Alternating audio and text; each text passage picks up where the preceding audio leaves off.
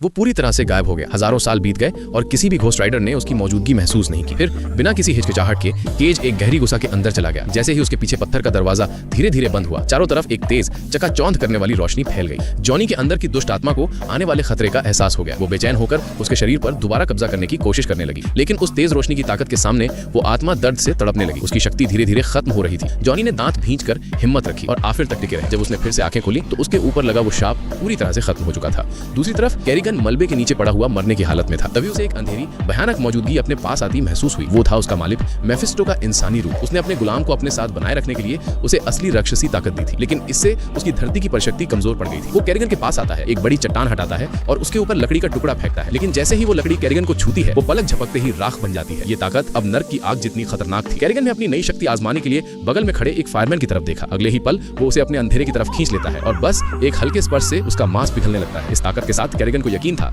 कि अब डैनी को पकड़ना उसके लिए बहुत आसान होगा। उधर जॉनी, जो अब दोबारा इंसान बन चुका था, आखिरकार पादरी को ढूंढ निकालता है, लेकिन उसे पता चलता है कि डैनी और उसकी मां को संतों ने पकड़ लिया है और पादरी को भी बांध रखा है। संतों को एहसास हो गया था कि डैनी के अंदर कोई राक्षसी ताकत है, इसलिए पवित्र प्रभु ने फैसला किया कि आने वाले खतरे को रोकने के लिए डैनी को मौत की सजा दी जाए। डैनी को जबरदस्ती गिलोटिन पर लिटाया गया। पवित्र प्रभु ने अपनी लंबी तलवार उठाई ताकि उसकी गर्दन काट सके, लेकिन जैसे ही तलवार गिरने वाली थी पूरा इलाका अचानक घने अंधेरे में डूब गया। वो था कैरिगन, जिसने अब अपना अंधकार फैलाना शुरू कर दिया था। यह अंधेरा किसी महामारी की तरह फैल रहा था। एक एक करके सभी संत जलने और गलने लगे, यहाँ तक कि पवित्र प्रभु भी उसकी ताकत का सामना नहीं कर सका। उसके हाथ की तलवार बस छूने भर से धूल बन गई। उसने अपने हाथों से पलटवार करने की कोशिश की, लेकिन उसका हाथ पिघल गया और उसका पूरा शरीर उसी जहर की तरह जल उठा। कुछ ही देर में सभी संत मर चुके थे और जमीन पर सिर्फ उनकी लाशें पड़ी थी। कैरिगन ने फिर डैनी को शैतान के हवाले कर दिया, क्योंकि अब मेफिस्टो का बूढ़ा शरीर इस शक्ति को और नहीं झेल सकता था। इसलिए उसने फैसला किया कि अपनी आत्मा डैनी में स्थानांतरित करेगा। डैनी, जो कि आधा इंसान और आधा शैतान था, इस काम के लिए एकदम सही शरीर था। रात के अंधेरे में उन्होंने रिवाज शुरू किया। भक्त लोग ऊंचे स्वर में मंत्र पढ़ने लगे और आत्मा का ट्रांसफर शुरू हो गया। मेफिस्टो की आत्मा धीरे धीरे डैनी की ओर बढ़ रही थी। जब अनुष्ठान लगभग पूरा हो चुका था,